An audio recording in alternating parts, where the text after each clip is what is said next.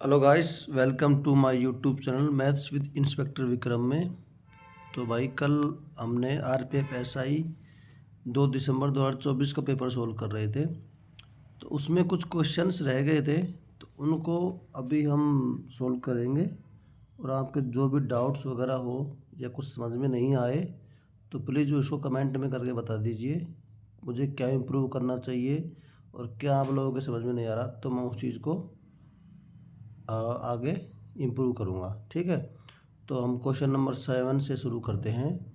ये क्वेश्चन है HCF and LCM का है, या नंबर सिस्टम बोल सकते हो आप। ठीक है, बहुत ही इम्पोर्टेंट क्वेश्चन हैं ये।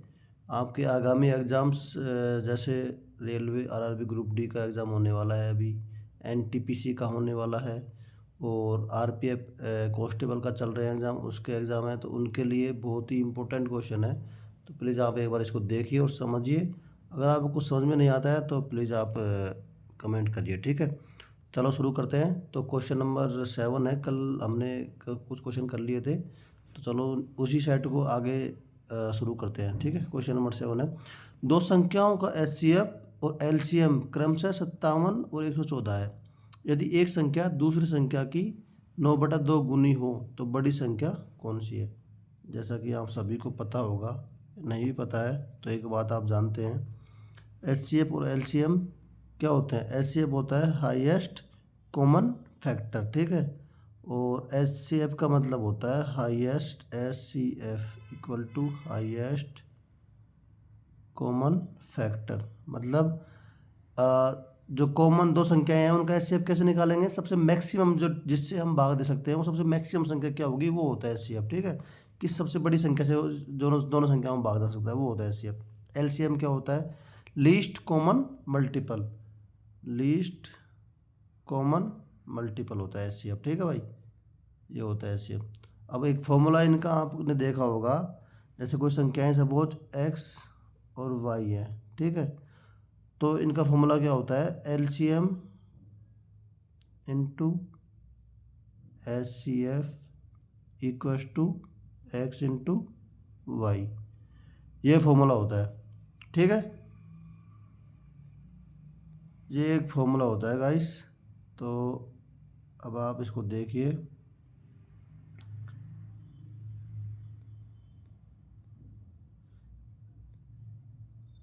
हाँ क्या हो रहा है बार बार ये, हाँ सॉरी थोड़ा डिस्टर्बेंस हो रहा है। तो यहाँ पे सपोज हमने एक संख्या मानी एक्स। ठीक है, एक संख्या दूसरी संख्या की 9/2 गुनी हो, दूसरी संख्या क्या हो जाएगी 9/2 इंटू एक्स। ठीक है, ये हो जाएगी। तो अपने फॉर्मूला क्या है, एच सी एफ और एलसीएम की वैल्यू क्या है 57 into 114 equal to 9/2 into X, ये हो गया। ठीक है, अब आपको पता है एक्स स्क्वायर यहाँ हो जाएगा और 9 नीचे चल जाएगा, 2 पर चल जाएगा, तो फाइनल वैल्यू क्या बनेगी बताओ। फाइनल वैल्यू बनेगी 57 into 114 into 2/9 equals to X square, ये बन गई। अब 57 यहाँ है, इसको 57 इंटू 2 लिख सकते हैं, 2। तो क्या हो जाएगा ये, अब आप इसको देखिए, ये लिख सकते हैं 57 का होल स्क्वायर इंटू 2 का होल स्क्वायर बटे में 3 का whole square equals to X square हो गया। अब एक्स की वैल्यू कैसे निकालेंगे, रूट ले लेंगे इसके ऊपर, अभी रूट ले लेंगे, तो क्या हो जाएगा 57 इंटू 2 बटा में 3 इक्वल टू, ये एक्स की वैल्यू आ गई।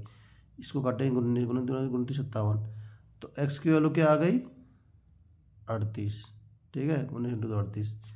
अब बड़ी संख्या कौन सी होगी, तो बड़ी संख्या तो ऑब्वियस सी बात है, एक तो एक्स संख्या थी, एक 9/2 इंटू एक्स थी।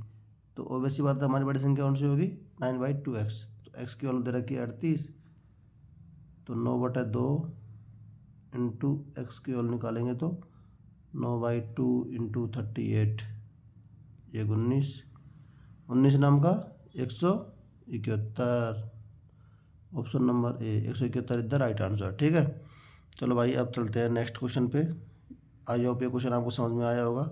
कुछ भी नहीं है। एलसीएम और एचसीएफ की वैल्यू आपको दे रखी है, तो LCM into HCF equal to दोनों संख्याओं का मल्टीपल होता है, ठीक है। ये आप फॉर्मूला ध्यान रखना है, HCF into LCM equal to X into Y, दोनों संख्याओं का मल्टीपल, बस ये ध्यान रखना, इससे हो जाएगा आपका। अब चलते हैं नेक्स्ट क्वेश्चन पे। क्वेश्चन नंबर 8, देखो ये DI क्वेश्चन है भाई, है ना, ठीक है, अच्छे से पढ़ लो इसको। दो ट्रेनों एक्स और वाई द्वारा 4 अलग अलग दिनों में एक ही मार्ग से लखनऊ से चंडीगढ़ की दूरी तय करने में लिया गया समय आर्स में है, निम्नलिखित बार ग्राफ में दर्शाया दिया गया है। ग्राफ का ध्यानपूर्वक अध्ययन कीजिए और नीचे दिए गए ग्राफ का प्रश्न का उत्तर दीजिए, ठीक है। इसमें ये टाइम दे रखा है ऊपर, ठीक है, ये टाइम दे रखा है इसमें, और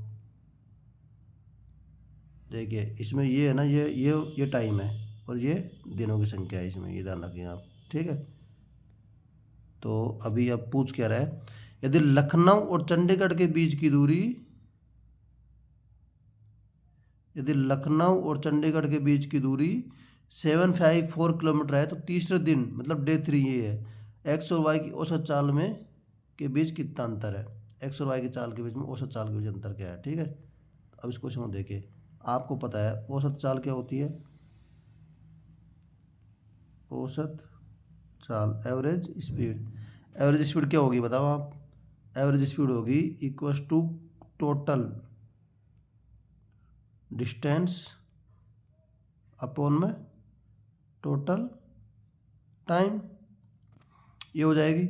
अब आपको पता है डिस्टेंस दे रखी है 754, ठीक है, और इससे निकाल लेंगे हम क्या, टाइम, टाइम दे रखा है एक्स लगाता है 13 घंटे और वाई लगाता है 20 घंटे, 13 और 20 घंटे लगाते हैं, तो क्या निकलेगा औसत, कैसे निकालेगा बताओ आप, एक सेकंड रुकिए। अब देखिए आप, 13 एक्स लेता है 13 आवर्स और वाई लेता है 20 आवर्स, औसत डिस्टेंस कैसे निकलेगी, 754 में हम 13 का भाग देंगे, डिफरेंस निकालना है तो 754 में हम 20 का भाग देंगे, ठीक है। 754/13 माइनस 754/20, ये कर लेंगे, ठीक है गाइस। अब इसमें देखो कैसे होगा ये, 754 यहाँ पर आ जाएगा कॉमन, 1/13 माइनस 1/20।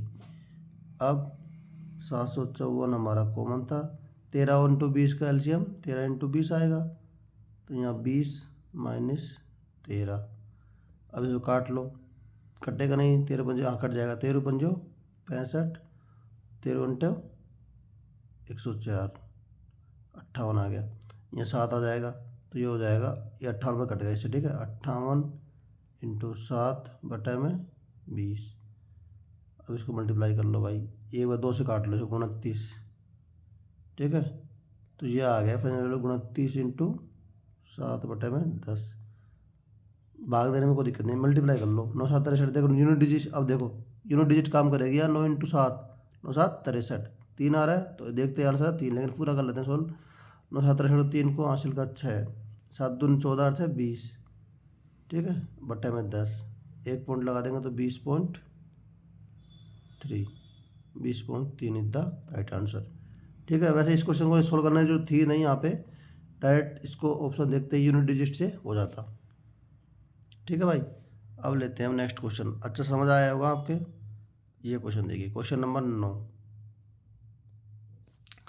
वह एक अंक की सबसे छोटी संख्या बताइए जिसे 6 अंकों की संख्या 9103000 में जोड़ने पर संख्या 11 से पूर्णतः विभाज्य हो, ठीक है, 9,10,300 में जोड़ने पर 11 से पूर्णतः विभाज्य हो। अब आपको एक पता होगा एक बात, देखिए कुछ चीज़ें हैं वो मैं आपको करवाऊँगा अभी, एक तो आपको जो ये कैलकुलेशन की दिक्कत आती है ना, इसको बताऊंगा कैसे आपको बूस्ट कर सकते हैं, ठीक है। इसमें बहुत लोग शिकायत करते हैं कि हमारी कैलकुलेशन बहुत ही स्लो है, उसको कैसे बूस्ट करें। कैलकुलेशन किसी एक चीज़ से बूस्ट नहीं होती है, ये आप ध्यान रखिए, उसमें बहुत चीज़ें हैं, उसमें आपको मल्टीप्लाई स्पीड से करना आना चाहिए, भाग आना चाहिए उसमें, ठीक है, उसमें डिविजिबिलिटी रूल्स आने चाहिए, और उसमें यूनिट डिजिट वाला फॉर्मेट आना चाहिए, फॉर्मूला कैसे उसको यूनिट डिजिट को हम अप्लाई करते हैं, कैसे हम चीज़ें देखते हैं। और एक और होता है डिजिटल सम, जिसको हम, अगर आपने सुना होगा देखा होगा, जो नए बच्चे हैं उनको तो पता है मुश्किल होगा, लेकिन जो पुराने हैं उनको पता होगा डिजिटल सम क्या होता है। डिजिटल सम से भी कई क्वेश्चन होते होते हैं, जल्दी हो जाते हैं। तो ये चीज़ें 5-7 चीज़ें हैं, इनको आपकी नॉलेज होनी चाहिए, तभी आप स्पीड अच्छी चला पाओगे मैथ में। अदरवाइज़ आप सोचो कि मैं बस पहाड़ है इसको याद कर लूँगा, इनसे नहीं होगा कुछ भी। आपको सभी चीज़ों का कॉम्बिनेशन एक साथ मतलब एक साथ उन चीज़ों को सभी को याद रखना पड़ेगा, सभी को नॉलेज रखनी पड़ेगी, तभी आप अच्छी स्पीड से मैथ कर पाओगे और मैथ में अच्छा स्कोर कर पाओगे। ठीक है, तो उसके लिए मैं एक वीडियो तैयार करूँगा आपके लिए कि आप कैलकुलेशन की दिक्कत ही यहाँ भी ख़त्म हो जाए। चलो अभी इसमें देख लेते हैं, जिसको आता है वो ठीक है, नहीं आता है वो समझ लीजिए इस क्वेश्चन से। ठीक है, अब ये इसमें क्या है, 6 अंकों की संख्या है 910300। इसमें क्या कह रहा है, 11 से पूर्णतः विभाज्य है। आपको इसमें क्या आना चाहिए, 11 से डिविजिबिलिटी का रूल आना चाहिए, मतलब 11 से भाज्य का नियम। ठीक है, बिलिटी रूल, मतलब कोई संख्या 11 से कैसे विभाज्य होगी, क्या संख्या होगी जो 11 से पूर्णतः विभाज्य होगी, ये पता होना चाहिए हमें। इसका फॉर्मूला क्या होता है पता है, 910300 है ना। तो इनको अल्टरनेटिव नंबर पे संख्या देखेंगे, उनका सम कर लेंगे। उनका सम करके बाद या तो उनको माइनस करेंगे या ऐड करेंगे। अगर माइनस करेंगे ऐड करने पर है तो 11 से भाग जाना चाहिए उनमें, या उनमें क्या होना चाहिए बताइए, या जीरो होना चाहिए। अगर जीरो या 11 से भाग गया है ना, भाग जा रहा है ना, तो वो 11 से उसमें 11 से भाग जाएगा। ठीक है, मतलब 11 से डिविजिबल होगी वो संख्या। जैसे ये इनका सम, ये और ये इनका सम, अल्टरनेटिव प्लेस पे संख्या होनी चाहिए। उनका सम जीरो होना चाहिए, या तो ये होना चाहिए 11 से डिविजिबल होना चाहिए। ठीक है, तो 0 3 1 4, ये हो गया 4 और सम संख्या पर। ठीक है, ब्रैकेट बंद। इधर देखिए 3 और 9, सॉरी हाँ सॉरी 0 0 0 9, इधर आ गया 9 9 प्लस माइनस 4। ठीक है, ये करेंगे। अब आपको पता है अगर इसको प्लस लूँगा 13 हो जाएगा, 9 + 4 13 हो जाएगा ना। ये सबसे लीस्ट सबसे छोटी संख्या पूछी है इसमें, सबसे छोटी संख्या। ठीक है, तो अगर इसको प्लस करूँगा, या प्लस माइनस है, ये प्लस है माइनस है। ठीक है, अगर इसको प्लस करूँगा 13 हो जाएगा। अब आपको पता है 13 में क्या जोड़ो जाए कि ये 11 से भाग चला जाए इसमें, तो इसमें ऑब्वियसली बात है हम 9 जोड़ेंगे तो 22 हो जाएगा। 13 + 9 22, तो मिनिमम संख्या इसमें 9 जोड़ेंगे तो इसे 22 हो जाएगा, ये तो हो जाएगा। अब दूसरा हमारे पास एक तरीका और है, इसको माइनस भी कर सकते हैं। अगर ये प्लस को छोड़ के माइनस ले लेंगे तो इसमें जीरो कैसे हो जाएगी बताओ, जीरो जाएगी तो 11 से भाग चला जाएगा ना, वो डिविजिबल हो जाएगी।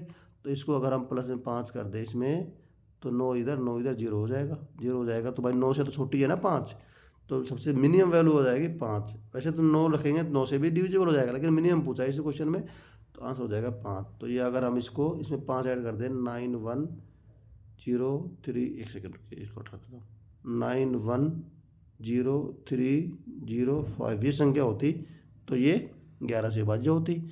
अब इसमें देखिए 5 की जगह अगर मैं इसमें 5 की जगह इसमें अगर मैं 9 भी कर दूँ ना यहाँ पे, तब भी ये संख्या 11 से विभाज्य होगी। क्यों होगी, क्योंकि इसमें हम ऐड कर रहे हैं तो 22 बन रहा है पूरा सम, और उसमें 5 रखने पर अगर माइनस कर रहे हैं तो वो हो जाएगी 0 संख्या। ठीक है, यह आप बात ध्यान रखिए। तो लेकिन मिनिमम संख्या हमको लेनी है, मिनिमम बोल तो 9 और 5 में से मिनिमम कौन सी है 5, तो 5 आंसर हो जाएगा।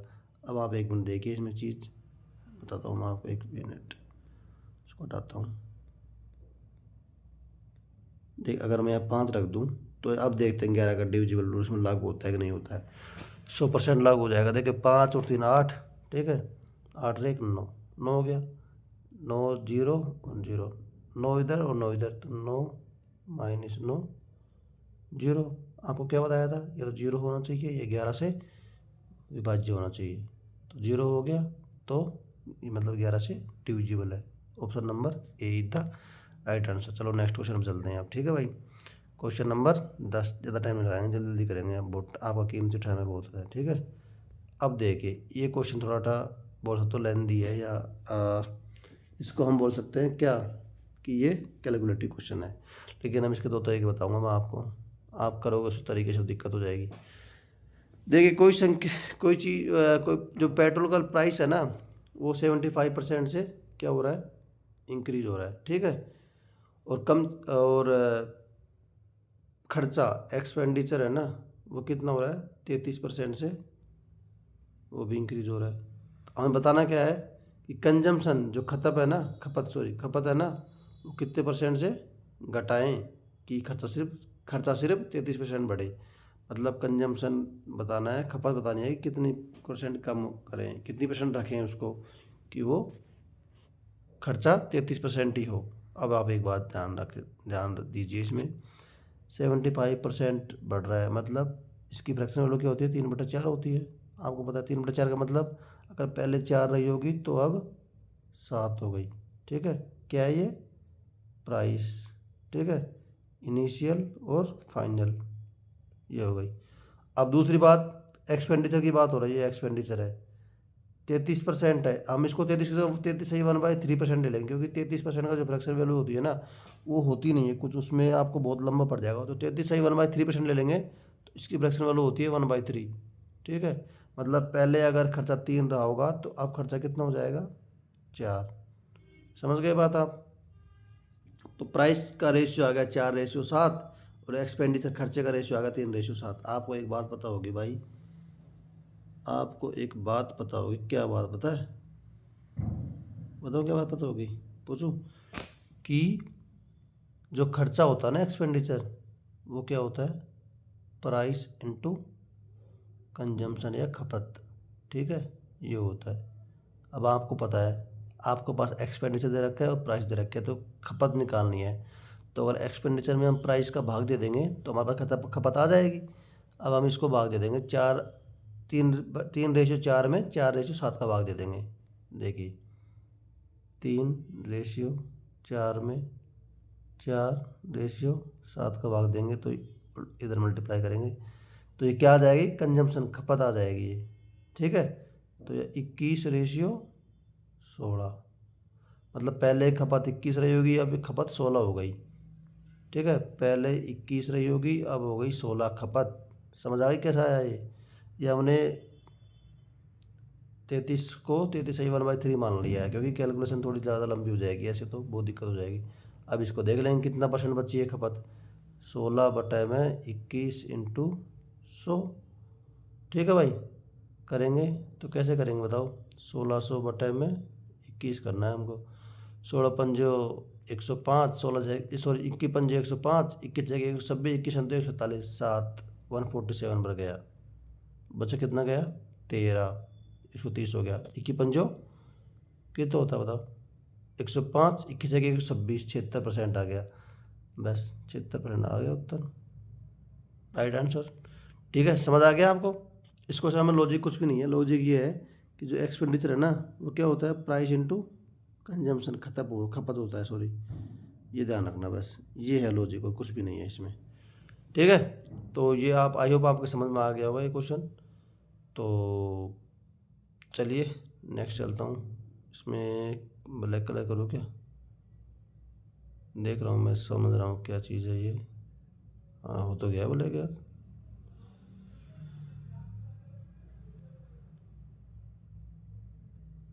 अरे वाह, ये तो बढ़िया है।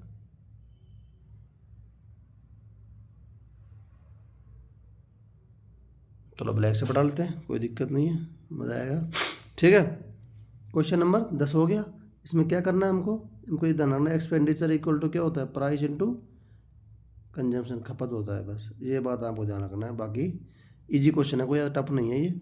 ठीक है, हमने 33% को 33 1/3% मान लिया।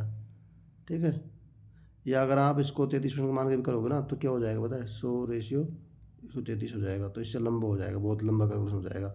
फिर आपको भाग देना पड़ेगा इसमें, कितने का बताओ, कितना, 4 से 7 हो रहा था ना, 4/7 करेंगे, फिर इसको 25 हो जाएगा, यहाँ से काटेंगे, ये 25 इंटू करेंगे, 175 रेशियो में 133 ये हो जाएगा। ठीक है भाई, अब इसमें भाग देंगे, निकालेंगे 133 में 175 इंटू 100 करेंगे। ठीक है, बस कर सकते हैं, 25×100, 25×175, तो रियल में क्या आएगा, 133 इंटू 4/7, मल्टीप्लाई कर लो 4 से पहले, फिर भाग दे लेना, 4×3 = 12, 2 को हासिल करें, 1, 352, 53, 572, 32/7, 7 का भाग देंगे, 7 8 7 7 49 है ना, 49 और 4 53, 42, 7 6 की 42, 76% हो गया राइट आंसर। ठीक है, दोनों तरीके से बता दिया मैंने कैसे करना है, पूरी वैल्यू लेके बता दिया, और आपको 33 को 33 सही 1/3% मान के भी बता दिया। ठीक है, तो ये क्वेश्चन आई होप आपको समझ में आया होगा। चलो नेक्स्ट क्वेश्चन चलते हैं, क्वेश्चन नंबर 11। क्वेश्चन नंबर 11 क्या कह रहा है? क्वेश्चन नंबर 11, हाँ जी भाई, क्वेश्चन नंबर 11 किसका है? ये है 2D का। 2D या इसमें कई चीज़ें, कई कॉन्सेप्ट लगेंगे, तो आप देखिए 2D का नहीं और 3D का है ये। ठीक है, कोई एक सॉलिड हेमिस्फीयर है of iron is melted and recast into the shape of a right circular cylinder with a diameter of 9 centimeter and a height of 42 centimeter. Find the volume of cylinder. इसमें क्या है? Cylinder मतलब बेलन। ठीक है भाई, बेलन का आयतन निकालना है हमको, है ना। बेलन का आयतन, सिलेंडर होता है बेलन। ठीक है, तो बेलन का आयतन का फॉर्मूला क्या होता है? पाई आर स्क्वायर एच, ये फॉर्मूला होता है बेलन का आयतन का। ठीक है, पाई आर स्क्वायर एच। और एक सॉलिड हेमिस्फीयर दे रखा है। हेमिस्फीयर का मतलब क्या होता है? अर्धगोला। इसका आयतन क्या होता है बोले के बताओ? 2/3/पाई आर क्यूब, ये होता है अर्धगोले का आयतन, याद रखना आप। अब इसमें देख क्या रखा है? डी डायमीटर की वैल्यू दे रखी है 9 सेंटीमीटर, तो आर की वैल्यू क्या हो जाएगी? 4.5 सेंटीमीटर, है ना। और एच हाइट की वैल्यू दे रखी है इसमें कितनी? 42 सेंटीमीटर। ठीक है, तो अब इसमें क्या निकालना है हमको? बताओ, निकालना क्या है? आयतन निकालना है, वॉल्यूम। तो वॉल्यूम क्या होता है? 22/7, पाई की वैल्यू 22/7 लेनी है ना, इंटू आर स्क्वायर। आर की वैल्यू 4.5 का स्क्वायर, इंटू में एच की वैल्यू 42, 7×6=42। आपको पता है 4.5 का स्क्वायर कितना होता है? 20.25, ये स्क्वायर हो गया। अब इसको देखो फाइनल वैल्यू क्या जाएगी? 22 इंटू 20.25 इंटू में 6 करेंगे हम। ठीक है, 6 कर दिया। अगर इनको मल्टीप्लाई करेंगे तो 20 दूनी 6, 120, 25 है कि 150, 121.25 आएगा, 25। तो 22 इंटू 121.25, ठीक है, नहीं 250, सॉरी 121.50 ये आएगा। क्योंकि अगर भाई हम मल्टीप्लाई क्या कर रहे थे? बताओ, 20.50 इंटू में 6 कर रहे थे, तो 20 इंटू 6 120 हो गया, 25 150 1.5 हो गया, 120 में 1.5 करेंगे तो 21.50 आ गया। अब देखो 121.50 इंटू में करेंगे हम 22। ठीक है, ठीक है भाई, तो 0 से 0, 22×5 110 को 0, हासिल का कितना? 10। 22 से कम 22 और 10, सॉरी 22×5 110 को 0, हासिल का 11, 110 है ना, 11 बचेगा। 22 से कम 22 और 11, 33 को 3 को, हासिल का 3। ठीक है, 22 दूनी 44, 44 और 3 45 का, 47, 47 का 7 को, हासिल का 4। 22 से कम 22 26, और 2 के 4 पॉइंट, ये आ गया 2673 इज द राइट आंसर। ठीक है, तो एक कैलकुलेशन की स्पीड है ये, आपको खुद को अपनी स्पीड बढ़ानी पड़ेगी तभी चीज़ें होंगी। ठीक है भाई, तो ये देख लेना यार, ये स्पीड तो आपको खुद को बढ़ानी पड़ेगी भाई, मेहनत करनी पड़ेगी, बात ये है हिसाब से। ठीक है, next question number 12। Question number 12 लेते हैं हम। हाँ, ये भी नंबर सिस्टम का ही है एक तरह से। इस क्वेश्चन को देखिए आप, बड़ा शानदार क्वेश्चन है। देख, एक होता है द्वितीय अनुपाती, एक होता है तृतीय अनुपाती, एक होता है चतुर्थ अनुपाती। 3 चीज़ें होती हैं। ठीक है, अब इसमें देखो द्वितीय अनुपाती क्या होता है? 2 संख्याएं हैं, x/y इक्वल टू y/z, तो ये हो गया द्वितीय अनुपाती। ठीक है, y की वैल्यू। अब तृतीय अनुपाती क्या होता है? अगर x/y है तो y/z, इसमें ये हो गया तृतीय अनुपात। इन दोनों का रेशियो बराबर होना चाहिए, बात ये है। तो ये हो गया तृतीय, हमको z निकालनी है। ठीक है, तृतीय अनुपात की। ठीक है भाई, और एक चतुर्थ अनुपात, 4 अनुपात होते हैं, उसमें चारों संख्या अलग अलग होती हैं। जैसे x/y इक्वल टू a/b है ना, तो ये फर्स्ट, सेकंड, थर्ड या फोर्थ चतुर्थ अनुपाती। अगर इसमें निकालना हो तो b की वैल्यू निकाल लेते हैं हम, क्योंकि दोनों का रेशियो सेम होना चाहिए, चतुर्थ अनुपाती होता है। इसमें तृतीय अनुपाती पूछा है, x का मान, ठीक है, x है तृतीय अनुपाती, 76 अपॉन में 38 इक्वस टू 38 अपॉन में एक्स। तो एक्स की वैल्यू बतानी है हमको। 38 दूना 76 होता है, 2 से कटेगा 19 बार। तो एक्स की वैल्यू कितनी आ गई बताओ। एक्स इक्वल टू आ गया 19। ठीक है, राइट आंसर 2। अब समझ आ गया। आई होप आपको एक क्वेश्चन समझ में आ रहे होंगे भाई। ये बहुत इंपॉर्टेंट क्वेश्चन है, पूछे गए क्वेश्चन है 2024 में। ये RPFSI का पेपर है, ये समझ लीजिए आप। कोई हलवा पेपर नहीं होता, RPFSI का अच्छा पेपर आता है। 4200 ग्रेड पे की जॉब है, ऐसे नहीं है 2 स्टार लगेंगे आपके। तो देख लीजिए, कांस्टेबल के लिए बहुत इंपॉर्टेंट है, रेलवे ग्रुप डी के लिए बहुत इंपॉर्टेंट है, और RRB NTPC के लिए बहुत इंपॉर्टेंट है, और SSC के लिए इंपॉर्टेंट है ये वीडियो। ठीक है, तो आप इस वीडियो को देख के समझिए अच्छी तरह। ठीक है भाई, कोई डाउट हो तो पूछिए आप, आपको बढ़िया कंटेंट मिल रहा है। ठीक है, अब ये क्या है, क्वेश्चन नंबर 13। ये क्वेश्चन भी अच्छा है, देखने में डरावना लग रहा है, लेकिन डरावना है नहीं, ये बहुत ईजी क्वेश्चन है। ठीक है, the diameter of the base of a solid cone is 24 centimetre and its height is 21 centimetre. It cut into 3 parts of by 2 cuts which are parallel to its base। ठीक है, the cuts are at the height of 7 centimeter and 14 centimeter from the base respectively। find the curved surface area of the top part। अब देखो, इस question में रामायण तो बहुत लिखी है, लेकिन ऐसा कुछ नहीं है, बहुत ईजी क्वेश्चन है। इसे बोला क्या गया है कि एक सॉलिड कोन का मतलब क्या होता है, शंकु होता है हिंदी में। ठीक है, कोई ठोस शंकु है। ठीक है भाई, ठोस शंकु, जैसे सपोज हमने ये एक शंकु बना लिया, ये ठोस शंकु है। ठीक है, तो इसको ऐसे काट रहे हैं हम, ऐसे 2 बार ऐसे काट रहे हैं। तो एक शंकु ये बन गया यहाँ पे, और एक शंकु ये बन गया, 3 शंकु हो गए एक तरह से। और काट कैसे रहे हैं, इसकी हाइट यहाँ से यहाँ तक 7 है, 7 सेंटीमीटर, और इसकी हाइट छोटी, इसके बड़े के बाद 14 सेंटीमीटर है। और ये पूरे की हाइट तो आपको पता ही है कितनी दे रखी है, 21 सेंटीमीटर दे रखी है। तो इनके जो हाइट का रेशियो क्या हो जाएगा, H1 ratio H2 ratio H3, 7 ratio 14 ratio 21। ठीक है, तो हाइट का रेशियो हो गया 1 रेशियो 2 रेशियो 3। और आपको पता है ये एक तरह से क्या बन रहा है, त्रिभुज बन रहा है, ट्रायंगल बन रहा है, सिमिलर ट्रायंगल। ठीक है, तो अगर हम इसको यहाँ से काटेंगे तो ये ट्रायंगल इसके सिमिलर हो जाएगा, ये ट्रायंगल सिमिलर हो गया। तो ये दूरी, ये जो रेडियस है ना, ये भी इनके हाइट के समानुपाती होगी। समझ रहे हो भाई, बड़े वाले की अगर R1 ratio R2 ratio R3 की बात करें तो 1 रेशियो 2 रेशियो 3 हो जाएगी। ये आप ध्यान रखना। ठीक है, 1 रेशियो 2 रेशियो 3 हो गया R1 R2 वैल्यू। और ये R3 सबसे बड़ी रेडियस 3 की वैल्यू कितनी रखी है यहाँ पे, इसमें रेडियस की वैल्यू डायमीटर की वैल्यू दे रखी है D इक्वल टू 24। तो R इक्वल टू क्या हो जाएगी 12। 3 की वैल्यू 12 दे रखी है, तो 1 की वैल्यू हो जाएगी 4।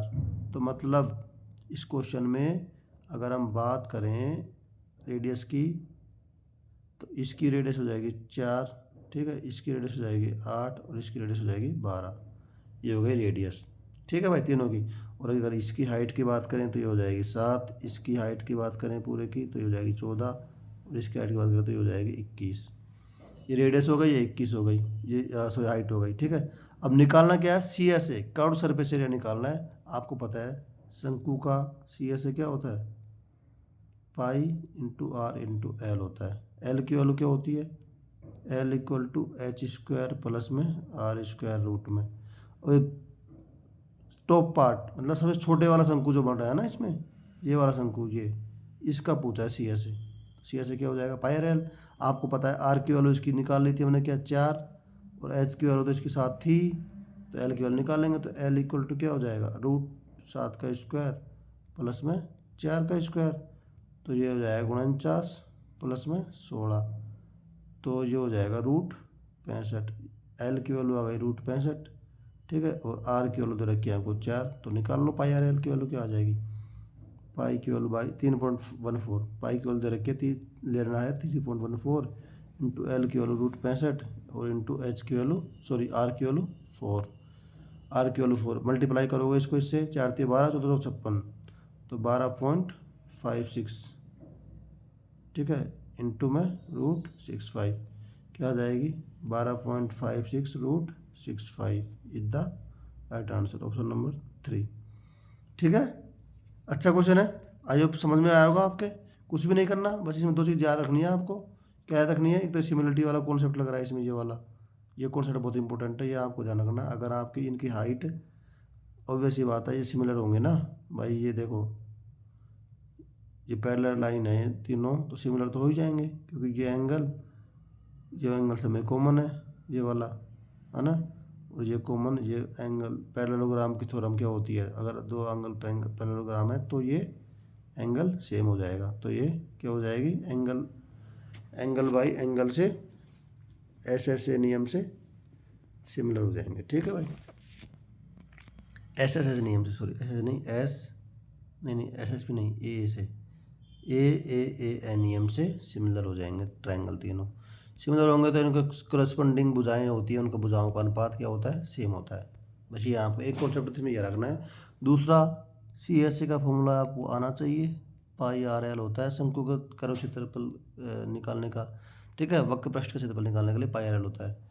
और अगर इसका टोटल सरफेस एरिया टी ऐसे निकालें, टोटल सरफेस एरिया, तो क्या होता है बताओ, पाई आर एल प्लस में पाई आर स्क्वायर ऐड हो जाएगा इसमें, बस इतना फ़र्क है। दो चीज़ तो ये हो गई, और एक एल की वैल्यू निकालना चाहिए, एल की वैल्यू एच स्क्वायर प्लस में आर स्क्वायर होता है, ये बात आपको ध्यान में होनी चाहिए। ठीक है, नेक्स्ट क्वेश्चन नंबर 14 लेते हैं भाई। ओ माय गॉड, क्या मस्त क्वेश्चन है ये क्वेश्चन भाई, CGL में पूछा गया, RP पैसा में पूछा गया, CGL 2024 में, ये 18 तारीख को शिफ्ट फर्स्ट में पूछा हुआ क्वेश्चन है, सेम डेटा चेंज हुआ है बस इसमें, समझ रहे हो।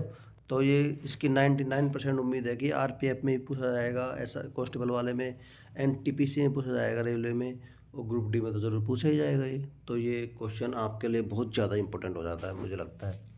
ठीक है, what will be the difference in population 3 years ago and 2 years ago of a town whose current population is 1,80,000 and which is increasing by a rate of 25% every year। देखिए कोई शहर है, ठीक है, उसकी जनसंख्या 1,80,000 है प्रजेंटली अभी, ठीक है, और ये जनसंख्या बढ़ती कैसे है, एवरी ईयर 25% का इसमें इंक्रीमेंट होता है, इंक्रीज होती है संख्या पॉपुलेशन। ठीक है, अब आपको पता है 25% की वैल्यू मतलब 1/4 फ्रैक्शन वैल्यू, मतलब कोई जैसे पिछले साल कोई जनसंख्या 4 रही होगी तो इस साल 5 हो जाएगी, इतना ऐसे इंक्रीमेंट होगा, मतलब 5/4 का इंक्रीमेंट एक साल में लग जाएगा इसकी। सपोज हमने माना 3 साल पहले जनसंख्या थी इसकी x मान लिया हमने, ठीक है, 3 साल पहले की x, तो अभी जनसंख्या हो जाएगी एक साल में बढ़ेगी 5/4, ठीक है, फिर दूसरे साल में बढ़ेगी 5/4, तीसरे साल में बढ़ेगी 5/4, ये जनसंख्या बढ़ेगी इसकी 3 साल तक लगातार। इसकी वैल्यू कितनी तरह की है, 1,00,000, मैं इसको ऐसे लिखता हूँ 18 × 100 × 100, क्योंकि कैलकुलेशन ईजी हो जाएगी। 25 चौक 100, ये 4 हो गया, ठीक है, 5 से काटेंगे तो ये 20 हो गया। अब ये x यहाँ कितना आ जाएगा, x/64, 4 3 4 है ना, इक्वल्स टू कितना आ जाएगा, 18 × 4 यहाँ और 20 यहाँ, ठीक है भाई, 18 × 4 यहाँ और 20 यहाँ। देखिए ये हो जाएगा x/64 इक्वल टू 4 × 18 × 20, ये हो जाएगा। और अब इसको करेंगे सॉल्यूशन, तो x की वैल्यू क्या आ जाएगी बताओ आप, 64 × 4 इंटू में 18 × 20, ये हो गया x की वैल्यू। हमें निकालना क्या है, 2 साल और 3 साल के बीच का डिफरेंस निकालना है। मतलब भाई 3 साल में कोई जनसंख्या रही होगी तो दूसरे साल में क्या हो जाएगी बताइए, यहाँ 2 साल पहले कितनी संख्या होगी, इसमें 25% का इंक्रीमेंट हो जाएगा। 3 साल पहले ये थी तो इस अंतर कितना हो जाएगा, इसका 25% निकालेंगे तभी तो बढ़ जाएगी ना जनसंख्या, और तो वही डिफरेंस हो जाएगा। इसमें 1/4, 25% का मतलब होता है 1/4। अगर इसमें 1/4 का भाग देते हैं, इसमें कितने में बताओ, 64 × 4 × 18 × 20 में अगर 1/4 का भाग देंगे, 4 से 4 कट गया। अब देखो 64 × 18 × 20 है ना। अब यूनिट डिजिट हो सकता है क्या, लास्ट में क्या आएगा, 0 तो आएगा ही आएगा, 8 दूनी 16, 16 चौक 64, 4 आएगा, तो 1 में ही 4 यूनिट डिजिट 0 के बाद, ठीक है। ये एक तरीका तो इसका ही हो गया। पूरा सोल्व करना चाहो तो इसमें आपको पता है 9 आ रहा है, तो 9 से डिविजिबिलिटी रूल देख लो। 9 का डिविजिबिलिटी रूल क्या होता है कि सभी संख्याओं का ऐड सम है ना, वो 9 से भाग जाना चाहिए।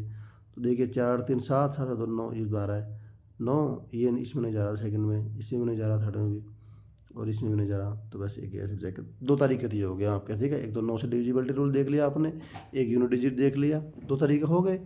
तीसरा तरीका क्या है, इसको सोल्व कर लो। सोल्व करोगे तो कैसे करोगे, देखो इसमें एक तरीका और लगता है, 4 का डिविजिबिलिटी रूल भी लगता है भाई इसमें, ठीक है।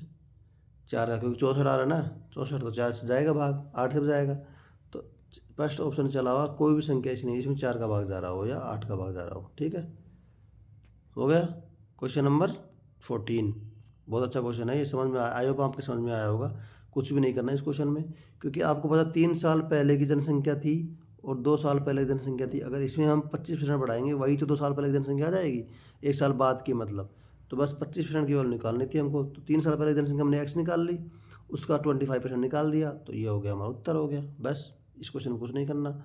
अब देखिए नेक्स्ट क्वेश्चन है क्वेश्चन नंबर 15। दिख रहा होगा मुझे लग रहा है आपको। क्वेश्चन नंबर 15 क्या है, शरद अपनी यात्रा 8 घंटे में पूरी करता है। वह आधी दूरी 90 किलोमीटर पर आवर की स्पीड से और शेष दूरी 30 किलोमीटर पर आवर की चाल से चलता है, ठीक है। यात्रा की कुल दूरी किलोमीटर में ज्ञात कीजिए। यात्रा की कुल दूरी, देखिए टोटल डिस्टेंस पूछा है। टोटल डिस्टेंस की वैल्यू क्या होती है, टाइम इनटू एवरेज स्पीड, ठीक है। ये हो जाएगा टोटल डिस्टेंस, ठीक है भाई। टोटल टाइम मतलब कुल समय इंटू औसत चाल, ये हो जाएगी। आपको पता है भाई, आधी दूरी उसने 90 किलोमीटर पर आवर की स्पीड तय कर ली, तो बची दूरी कितनी है, आधी बचेगी। तो यहाँ पर डिस्टेंस सेम है दोनों में, ठीक है। जब डिस्टेंस सेम होता है तो एवरेज स्पीड का रेस फॉर्मूला क्या होता है, बताइए आप, बताओ क्या हो जाएगा। S1 इंटू S2 अपॉन में S1 प्लस में S2, और यहाँ हो जाएगा 2। ये होता है एवरेज स्पीड निकालने का फॉर्मूला, जब दो स्पीड दे रखी हो और दूरी सेम हो। तो दूरी सेम है तो 2 इंटू 90 इंटू 30 अपॉन में 90 प्लस 30 120, ये 4 बार कटेगा, इसको 2 बार काट लिया और ये 2 से 45। तो एवरेज स्पीड क्या हो जाएगी, equal to 45 kilometre per hour, ठीक है भाई। शिट, ये क्या हो गया, ठीक है भाई। तो हाँ, ये हो गया। एवरेज स्पीड की वैल्यू आ गई 45, एवरेज स्पीड हो गई 45 किलोमीटर पर आवर। अब हमको निकालना क्या है, टोटल डिस्टेंस। टाइम दे रखी है आपको कितना, 8 आवर। तो डिस्टेंस क्या बताया था मैंने, बताओ, speed into time, average speed मतलब, तो एवरेज स्पीड 45 इंटू 8, 45 इंटू 8 करोगे तो क्या उत्तर आएगा, बताओ। 8 चौक 32, 8 पंच 40, 360, 360 इज द राइट आंसर, ठीक है भाई। इजी था, ठीक है। क्वेश्चन नंबर 15 हो गया। क्वेश्चन नंबर 16 पे चलते हैं आप।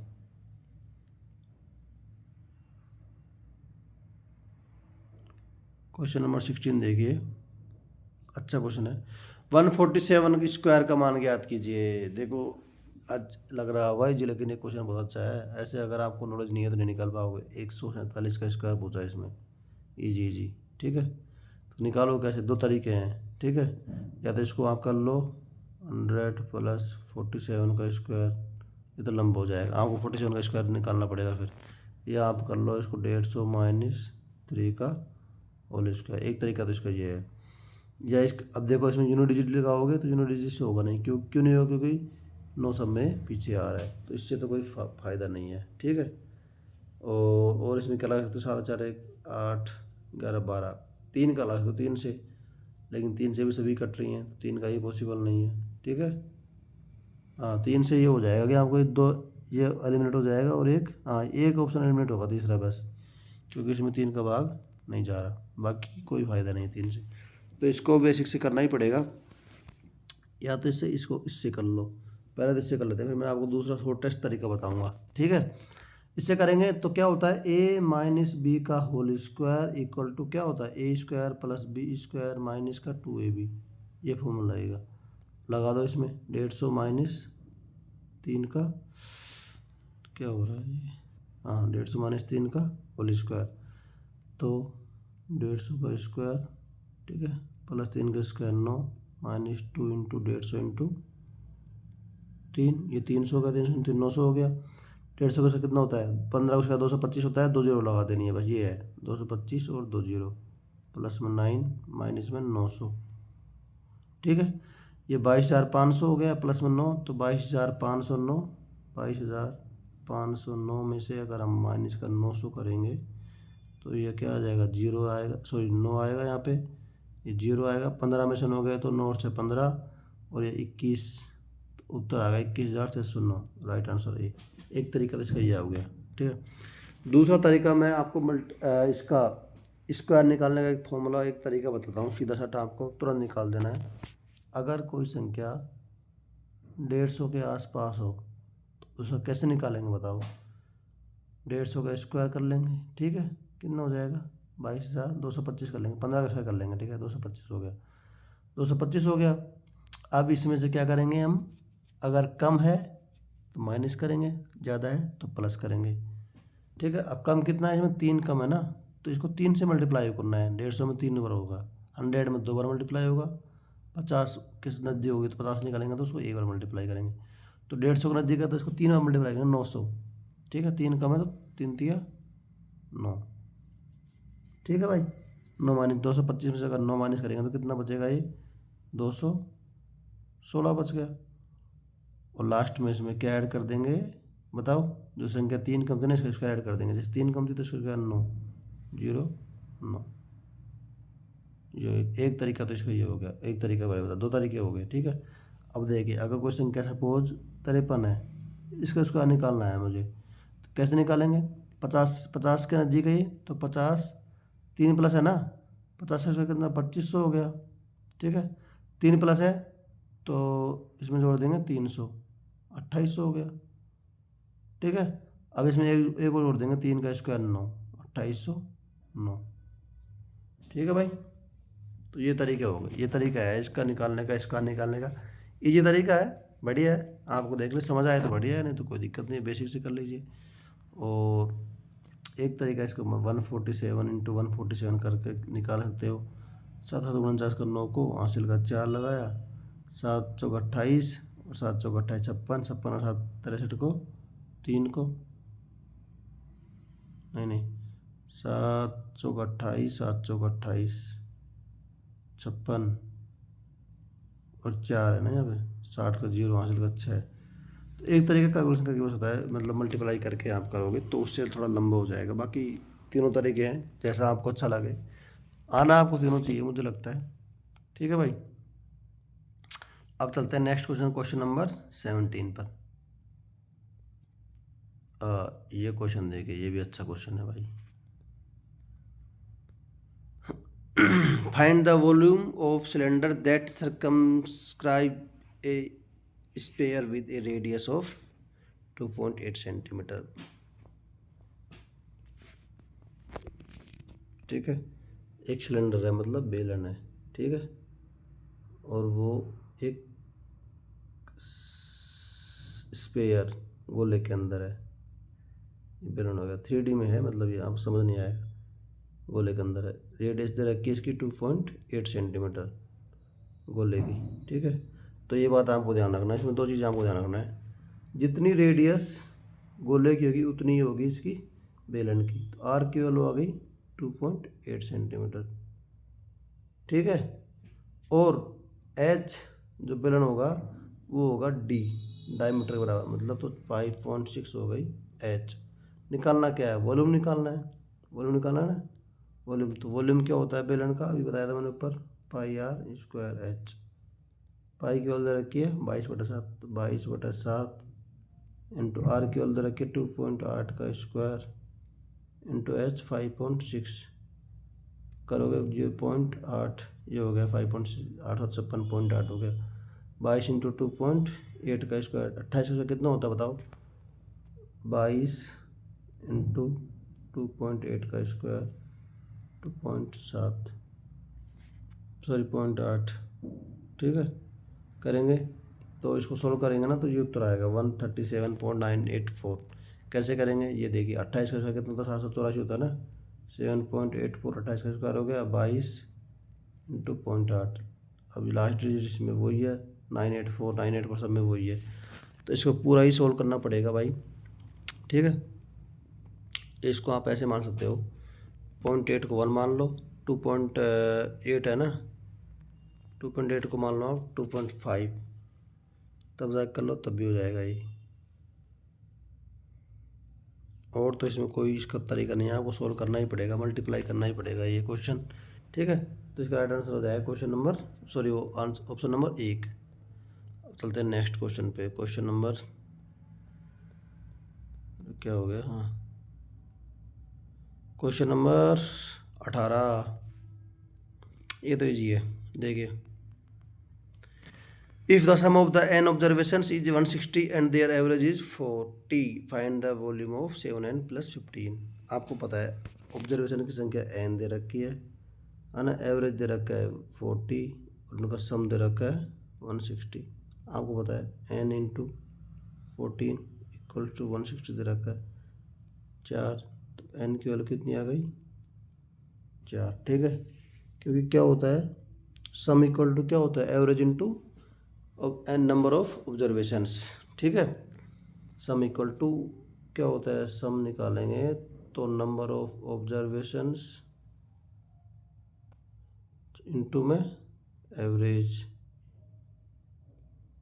ये होता है, ठीक है। तो यहाँ से हमारा n की वैल्यू क्या आ गई 4, तो 7n + 15 की वैल्यू क्या आ जाएगी 7 × 4 प्लस में 15, 28 + 15 = 43।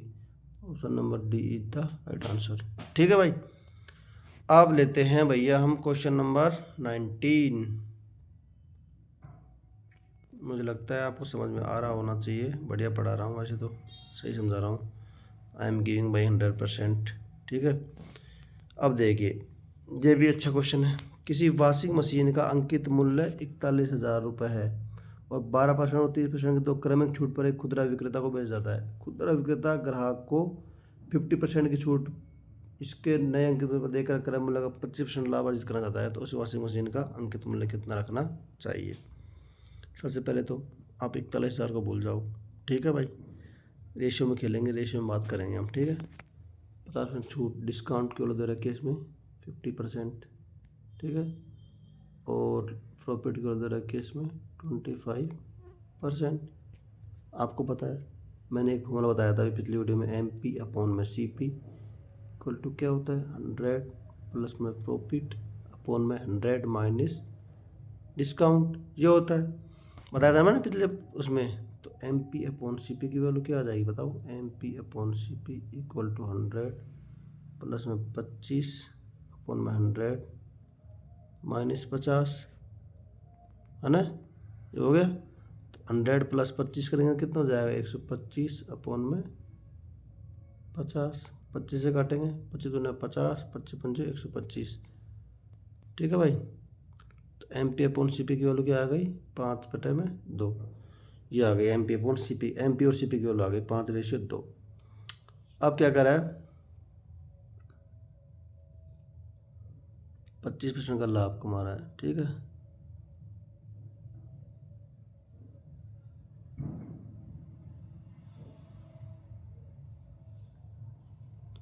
तो ये 2 है ना, ये CP, तो 41,000 है ना भाई, इंटू में 12% छूट दे रहा है तो 88 की वैल्यू अपॉन 100 इंटू 30 की छूट दे रहा है तो 70 में।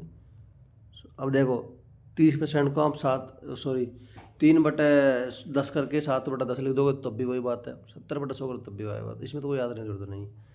तो ये क्या आ गई है 2 की वैल्यू आ गई है, ठीक है।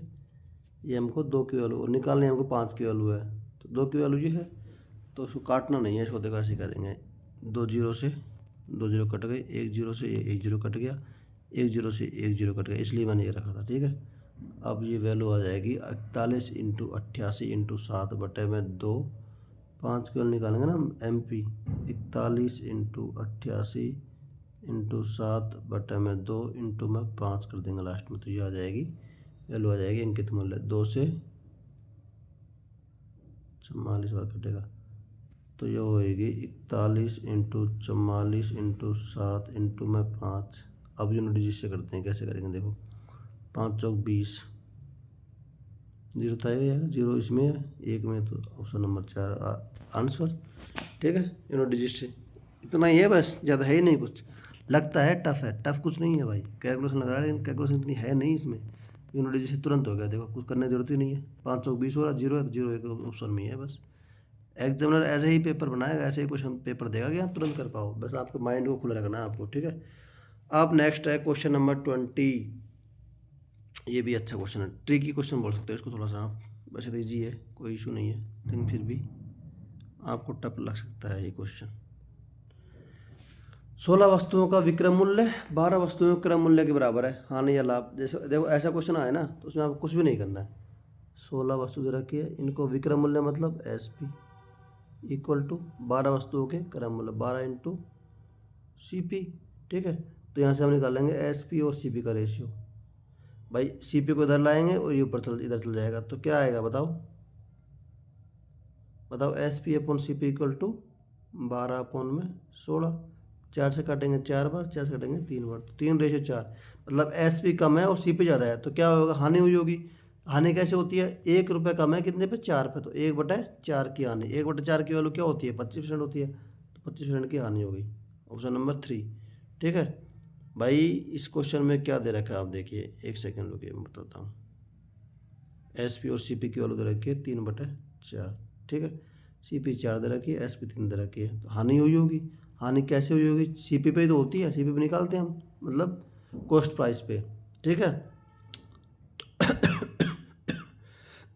सॉरी गाइस, तो एक की हानि 4 पे इंटू में 100 करेंगे तो 25 चौक 100, 25% की हानि हो गई इसमें। ठीक है भाई, अब नेक्स्ट क्वेश्चन नंबर 21।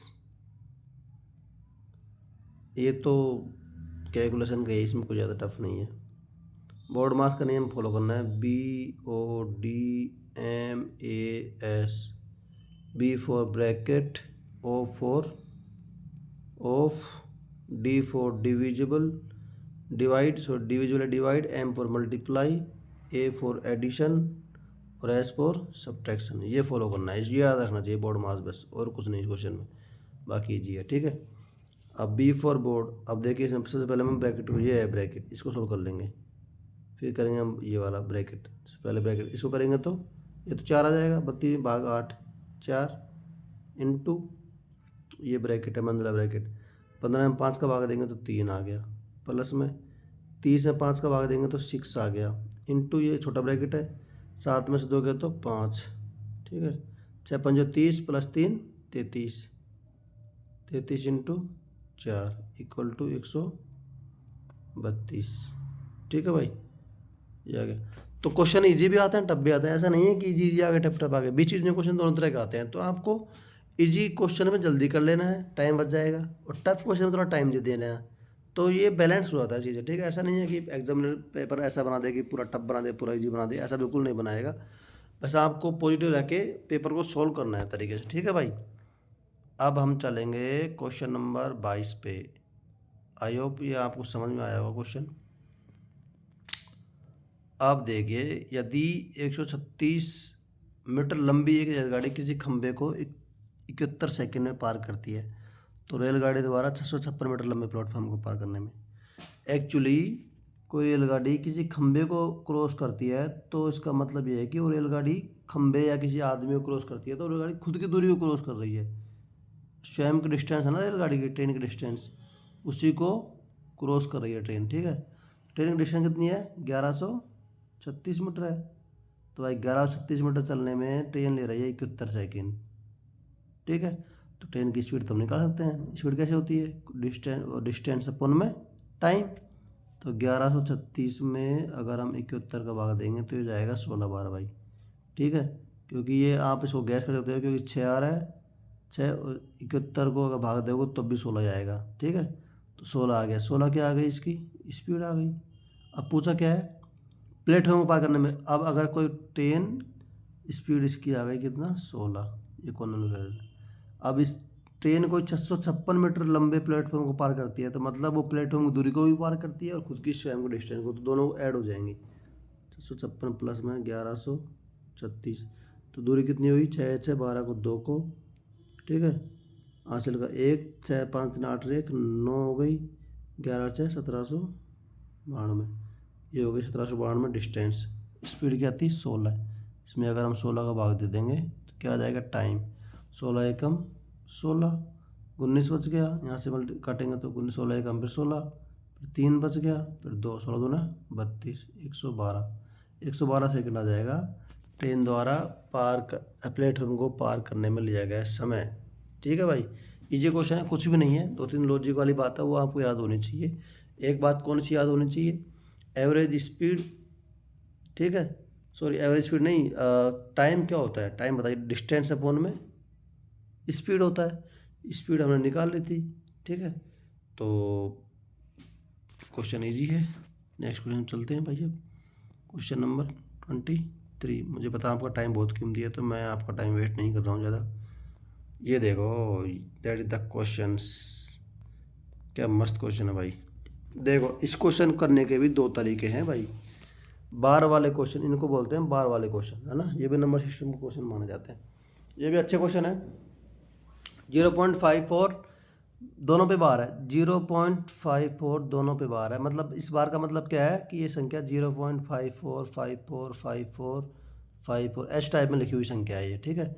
और दूसरी संख्या 0.23 एक पे बार है, 3 पे, तो ये संख्या लिखी गई है। इसका अगर प्रसार करेंगे हम तो 0.23333, है ना, ये है। अब इसका मैं आपको शॉर्ट तरीका बताऊं, कुछ भी नहीं करना आपको, सेम ऐसे जोड़ दो। देखो 2 3 संख्या आगे तक ले जाओ इसको, 54 तो आपको रिपीटेशन पता चल जाएगा। प्लस में 0.23333। अगर हम इनको सम करेंगे तो क्या आएगा बताओ, 4 दिन 7 आएगा, 5 दिन 8 आएगा, 8 आएगा ना, फिर 4 दिन 7 आएगा यहाँ, फिर 5 दिन 8 आएगा, फिर 4 दिन 7 आएगा, 5 2 7 आएगा। तो एक्चुअली क्वेश्चन हो क्या रहा है, आपको पता क्या हो रहा है, 7 तो एक बार आया यार, 78 पे क्या हो जाएगा, 12 बार आएगा। तो इस क्वेश्चन का मतलब क्या हुआ, 0.778 ये इसका ऐड करने पर आया है इसका। ठीक है, अब इसको भिन्न के रूप में कैसे बदलते हैं, देखो जितनी संख्याओं पर बार आता है ना, उनकी जगह तो 9, एक संख्या पर बार आता है 1 9, और बिना बार वाली संख्या की जगह नीचे लिखते हैं 0। ठीक है, और पूरी संख्या में से जिन संख्या पे बार नहीं है उसको करते हैं माइनस। तो इस संख्या को कैसे लिखेंगे बताओ, 778 - 7, क्योंकि एक संख्या में बार नहीं है, बटा में इन दोनों संख्या 9 आ जाएगी, 9 9 9 9। ठीक है, 7 8 बाद 2 पे बार है ना, और इससे बार नहीं है 7 पे, तो इसकी जगह 0 हो जाएगी। तो 778 - 7 बटा 990 आएगा, तो 771/990, 990। एक तरीका तो इसका ये हो गया, ऑप्शन नंबर 1 सही। अब भाई देखो, दूसरा तरीका बताता हूँ मैं आपको, दो तरीके बताता चलता हूँ। देखो अभी मैंने बताया आपको, अगर 2 संख्याओं पर बार है तो एक बार वाली संख्या के स्थान पर हम नीचे लिखते हैं 9। बार वाली संख्या, अगर कोई संख्या के नीचे बार है तो इसके नीचे आएगी 5/9। ठीक है, ये इसको लिख सकते हैं अगर बार है तो। और अगर कोई संख्या बार नहीं है उसके नीचे लिखते हैं 0। जैसे 0.54 है, 1 है, इसको 54 - 5 बटे में 9 0, इसकी जगह 9, इसकी जगह 0, ये हो गया। अब 0.54 है, 0.54 इसको क्या लिख सकते हैं बताओ आप, 54, इसमें माइनस कुछ होगा नहीं क्योंकि बता ही नहीं है कुछ, 54 बटे में 2 9 आ जाएंगे, 1 9 2 9 2 9 प्लस। अब 0.23 है ना, तो 23 माइनस 1 पे बार नहीं है, तो बार न बार जिस पर नहीं है वो माइनस हो जाता है, माइनस का 2 अपॉन में 1 बार वाले की जगह 9 और बिना बार की जगह 0। तो आया क्या संख्या एग्जैक्ट में, 54/99 प्लस में 23 माइनस तो 21 बटे में 90, 54/99 प्लस में 21 बटे में 90। अब आपको देखिए इसका एलसीएम कैसे लेना है। ऐसे क्वेश्चनों को मैं आपको एलसीएम लेना सिखाता हूँ। जैसे ये है, इसको 11 × 9 कर सकते हैं, ये है 9 × 10, यही हो गया एलसीएम। आया कितना, 11 × 9 × 10, ये आ गया एलसीएम। यहाँ पे 11 × 9 × 10 ये एलसीएम आ गया। अब भाई 11 × 9 जाएगा 10 बचेगा, 10 × 4 540 प्लस 9 × 10 गया तो 11 बचेगा, 21 × 11। ठीक है, अब 540 प्लस 21 × 11 कितना होता है बताओ आप, ये होता है 331। 21 नहीं 331, 231 ये होता है 231 अपो नीचे तो आ ही जाएगा कितना 990। ठीक है भाई, 11 इंटू 10 9, 110, 110 इंटू 990, तो ये आ जाएगा 540 प्लस में 231 अपोन में 231 है 990, 771 बटे में 990 नंबर एक। अब बताओ आप इसमें आपको कौन सा तरीका अच्छा लगा, बताओ मुझे। आई होप आपको दोनों तरीके पसंद आए होंगे, लेकिन फर्स्ट वाला ज़्यादा बेटर लग रहा था, ज़्यादा टाइम टेकिंग नहीं था वो। उससे भी आप कर सकते हो, इससे कर सकते हो, जैसा आपको लगे। मैंने दोनों तरीके बता दिया आपको। अब क्वेश्चन नंबर हम बात करते हैं 24। अब यार ठीक है, ये क्वेश्चन आप यहीं तक रखते हैं, मतलब वीडियो लंबी हो जाएगी। ठीक है गाइस, तो ये आज हमने 10 15 16 क्वेश्चन किए हैं, तो आई होप आपको समझ में आए होंगे। और बाकी बचे क्वेश्चन, इसके 10 से 11 क्वेश्चन बचे हैं, वो मैं आपको कल समझा दूंगा, कल डिस्कस कर लूँगा। ठीक है, तो ये हमारा एक RPFSI का पेपर पूरा सोल्यूशन हो जाएगा। बाकी मैं अभी इसी यूट्यूब चैनल पर आपके लिए मैथ की फ्री क्लासेज अवेलेबल करवाऊँगा, बेस्ट तरीके से, बेस्ट जो पैटर्न होते हैं उनसे, जो नए एग्ज़ाम में क्वेश्चन आ रहे हैं अभी रिसेंटली पूछे गए हैं, उसके अकॉर्डिंगली आपको पूरा मैथ के पूरे सॉल्यूशंस पूरे चैप्टर वाइज सब करवाऊँगा। वैसे आप वीडियो को लाइक शेयर सब्सक्राइब कर देना आपको पसंद आए तो। और मैं उम्मीद करता हूँ कि आप